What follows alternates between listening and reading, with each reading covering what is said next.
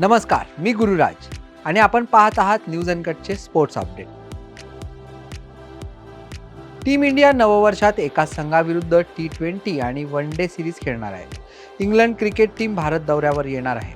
उभय संघातील T20 मालिकेत 5 सामने होणार आहेत, तर 3 सामन्यांची एकदिवसीय मालिका सुद्धा होणार आहे. सूर्यकुमार यादव T20 सिरीजमध्ये टीम इंडियाचं नेतृत्व करणार आहे, तर रोहित शर्मा एकदिवसीय संघाची धुरा सांभाळणार आहे. BCCI निवड समिती या दोन्ही मालिकांसाठी भारतीय संघांची घोषणा पुढील काही दिवसांमध्ये करणार आहे. तर दुसऱ्या बाजूला इंग्लंडनेही दोन्ही मालिका आणि चॅम्पियन्स ट्रॉफीसाठी 22 जानेवारीला संघ जाहीर केला. न्यूझीलंड क्रिकेट टीम मायदेशात श्रीलंकेविरुद्ध एकदिवसीय मालिका खेळत आहे. उभय संघात एकदिवसीय मालिकेआधी 3 सामन्यांची T20 मालिका पार पडली. यजमान न्यूझीलंडने ही मालिका 2-1 ने आपल्या नावावर केली आहे. त्यानंतर आता वन डे सिरीज खेळवण्यात येत आहे. न्यूझीलंडने या मालिकेतील पहिला सामना जिंकत विजयी सलामी दिली आहे आणि न्यूझीलंडने 3 एकदिवसीय सामन्यांच्या मालिकेत 1-0 ने आघाडी घेतली आहे. आता या मालिकेतील दुसरा आणि निर्णायक सामना हा आज सीडन पार्क हॅमिल्टन येथे होणार आहे. ICC चॅम्पियन्स ट्रॉफी 2025 स्पर्धेच्या यजमानपदाचा मान हा पाकिस्तानकडे आहे आणि या स्पर्धेत एकूण 8 संघ भिडणार आहेत. त्यापैकी अफगाणिस्तान संघाची या स्पर्धेत खेळण्याची पहिलीच वेळ आहे. अफगाणिस्तानची गेल्या काही वर्षांमध्ये तिन्ही फॉर्मॅटमध्ये कामगिरी वाढली आहे आणि अफगाणिस्तानने अनेक दिग्गज संघांना सुद्धा पराभूत केलंय. त्यामुळे या मालिकेत अफगाणिस्तान सगळ्यांचं लक्ष वेधून घेणार आहे. महाराष्ट्रातील गोंदिया शहरातील सोनाली चॅरिटेबल ट्रस्टच्या वतीने एक दिवसीय जिल्हास्तरीय मैदानी खेळांचं आयोजन करण्यात आलं होतं. गोंदियाच्या जिल्हा संकुलात रनिंग स्पर्धेने याची सुरुवात करण्यात आली. आदिवासी बहुल नक्षलग्रस्त अशी ओळख असलेल्या गोंदिया जिल्ह्यातील खेळाडूंना चांगले प्लॅटफॉर्म उपलब्ध व्हावे या हेतूने सोनाली चॅरिटेबल ट्रस्टच्या वतीने यावर्षी पहिल्यांदाच जिल्हास्तरीय मैदानी खेळांचे आयोजन करण्यात आले. नीरज चोप्रा याने टोकियो ऑलिम्पिकमध्ये सुवर्ण आणि पॅरिस ऑलिम्पिकमध्ये रौप्य पदक पटकावत भारताचा झेंडा आंतरराष्ट्रीय स्तरावर दिमाखात फडकवला आणि देशामध्ये भालाफेकीचे वारे जोरात वाहू लागले.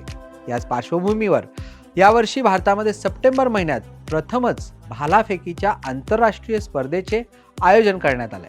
यामध्ये नीरज चोप्रासह जगातील स्टार खेळाडूंच्या सहभागाची दाट शक्यता आहे. भारतीय ॲथलीट संघाने स्पर्धेबाबत आज घोषणा केली आहे. ICC चॅम्पियन्स ट्रॉफी 2025 स्पर्धेत भारतीय संघाने पाकिस्तानात जाण्यास नकार दिलाय. त्यानंतर भारतीय संघाचे सर्व सामने आता दुबईत खेळवण्याचे निश्चित झाले. आता इंग्लंडने अफगाणिस्तान विरुद्ध खेळण्यास नकार दिलाय.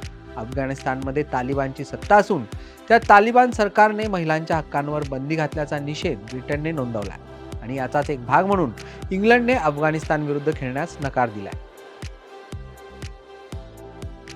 पहिल्या खो खो विश्वचषक स्पर्धेची तयारी आता पूर्ण झाली असून 13 ते 19 जानेवारी दरम्यान नवी दिल्लीतील इंदिरा गांधी मैदानावर ही स्पर्धा पडणार. मात्र भारत विरुद्ध नेपाळ असा उद्घाटनाचा सामना खेळवला जाणार आहे. जगभरातील 39 संघ या स्पर्धेत खेळणार असून ही स्पर्धा खो खो खेळाला आंतरराष्ट्रीय स्तरावर मान्यता मिळवून देण्यासाठी एक महत्त्वाचं पाऊल ठरणार आहे. या स्पर्धेत पुरुष आणि महिला अशा दोन्ही प्रकारात सामने होणार असून सर्व चाहत्यांना रोमांचक सामने पाहायला मिळतील. इंडिया ओपन सुपर 750 बॅडमिंटन स्पर्धा 14 जानेवारीपासून नवी दिल्ली येथे सुरू होत आहे. त्याचवेळी भारताच्या आतापर्यंतच्या सर्वात मोठ्या संघाचे नेतृत्व लक्ष्य सेन आणि PV सिंधू करणार आहेत. या स्पर्धेत Olympic champion Viktor Axelsen, An Se Young आणि जगातील नंबर 1 खेळाडू शी युकी सारखे सुपरस्टार आपली जादू पसरवताना दिसणार आहेत. इंडिया ओपन सुपर 750 बॅडमिंटन स्पर्धेचे सामने इंदिरा गांधी स्टेडियम आणि KD जाधव इंडोर हॉलमध्ये खेळवले जाणार आहेत. वेळ झाली स्पोर्ट्स अपडेटमध्ये इथेच थांबायची. पाहत रहा न्यूज अनकट.